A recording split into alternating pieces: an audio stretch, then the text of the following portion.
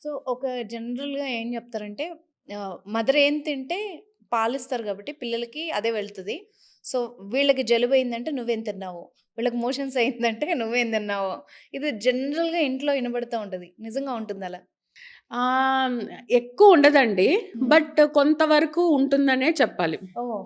So, example ఏంటంటే అన్నీ వాళ్ళ మీద బ్లేమ్ చేయలేము. మీరు హ్మ్. తిన్న వల్లే వచ్చింది అని.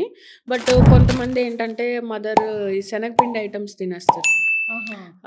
కొంచెం తింటే అప్పుడు బేబీకి కొంచెం లూజ్ స్టూల్స్ లాగా అవుతుంది. ఓకే. ఓకే. చూసాం మేము ప్రాక్టీస్‌లో.